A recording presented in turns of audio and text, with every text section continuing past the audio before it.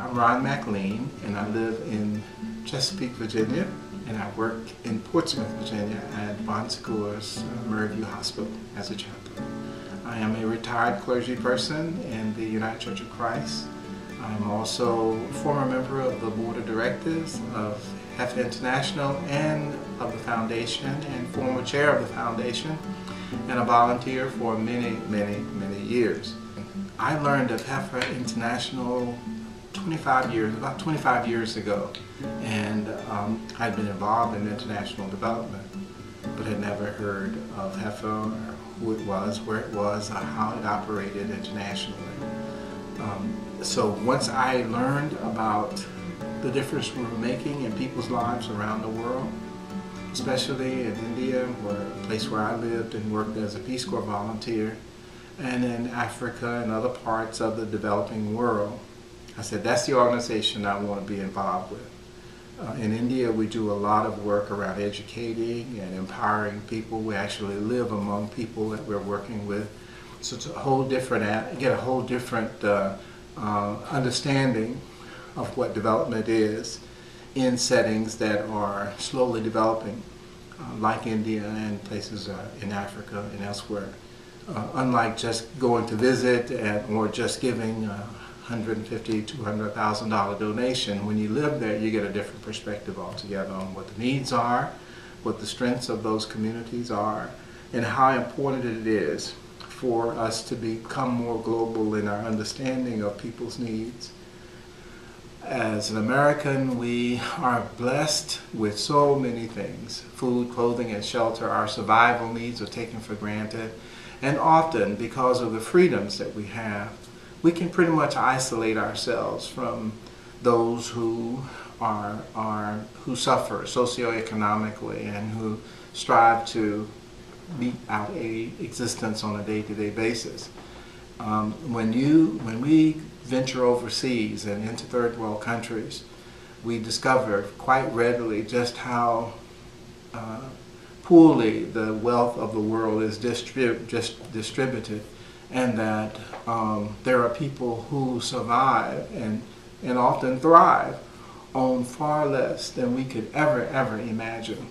And while I can say that, and words may have an impact, one only gets an appreciation for what that means in a real sense when you actually visit those settings and you see how people are able to take just one item, an egg, and allow that to be their only source of protein for an entire week, for an entire family, and they manage to survive.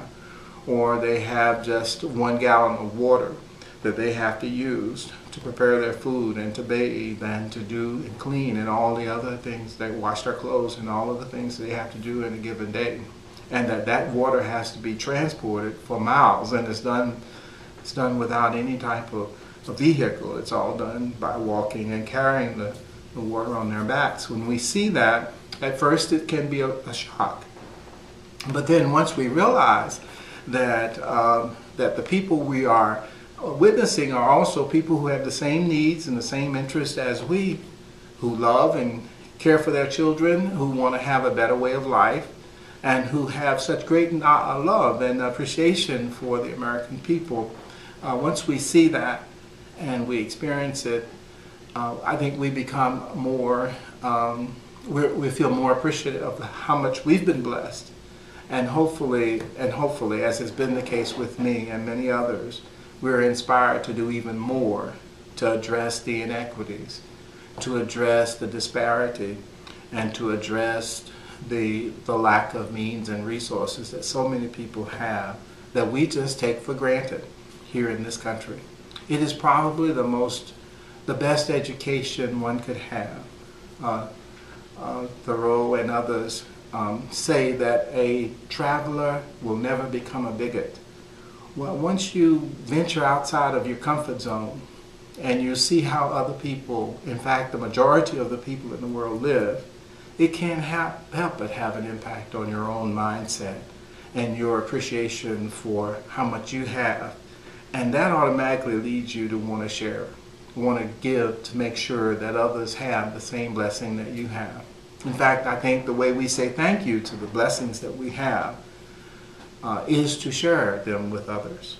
And because as a result of sharing and giving, we are even more empowered and enriched and blessed ourselves. One of the things that I've, as part of my adult responsibility, I'm committed to doing is to pass on both my values and the things that I have, the valuables that I have, to the next generation in a way that they are better off as a result. So I've done that by creating an estate, which is in the process of being worked out legally right now, but it will be an estate that will enable me to not only care for myself, but also to care for my children and grandchildren. It gives me a convenient way to address any capital gains I might experience from gifts or from properties that I have or that I receive from others, from my aunts and uncles, my family. And it also will end up in the hands of Heifer International. The foundation is there to enable me to give lifetime gifts, to give gifts of my assets, to give my estate ultimately to the organization so that it may exist in perpetuity.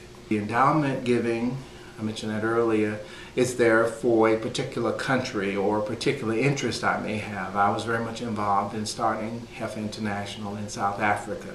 So I will have an endowment for South Africa in particular and for poultry projects and other projects that are on the ground now in that part of the world. But then there are also opportunities to give to the organization in the form of annuities and in the form of trust, all of which end up as resources to support Heifer International. But in the process, I'm able to meet my own survival needs and to care for my children and grandchildren. As I mentioned earlier, I get a capital gains write-off from tax-wise. I get to allocate those assets as I choose. And I also, with a trust, I get to name the trustee who's going to oversee it, so my children won't ever get into any discussions about who's getting the better share of what. With the annuity, I can name who's going to benefit, and I can name how much of the resources I want to allocate. I can also designate Heifer Project as the ultimate beneficiary. Both of the trust and the annuities end up in Heifer's ownership, because I think that's giving that is long-term. Heifer Foundation is going to always be there to support Heifer International. And I want to support it in that way, as well as give to the specific projects that Heifer International is involved with in particular countries. The endowments enable us to do that, but the annuities and the trust enable the foundation to invest in ways that I may not be able to as an individual, collectively, so that more of the resources get into the hands of Heifer International to do the critical work that it's doing internationally. Now that we have, thanks to the benevolence of so many people, we have a viable organization and a viable foundation, we can really spend more time thinking about who we are and why we exist.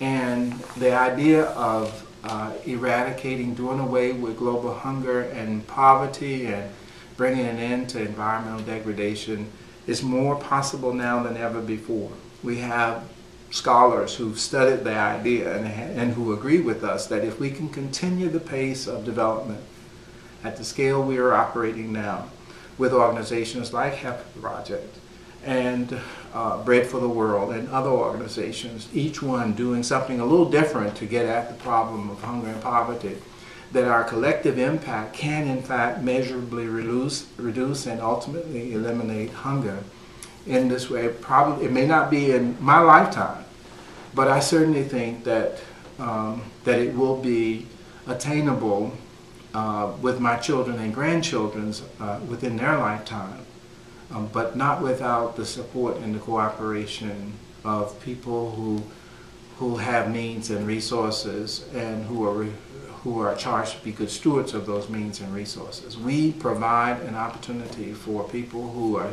serious about changing the world and doing away with this insipid problem, we have a way of doing that that makes it permanent, that people are able to move out of poverty and become self-supporting and caring for their families and protecting their families in a way unlike any other modern technological innovation can. I'm a better me as a result of Heifer.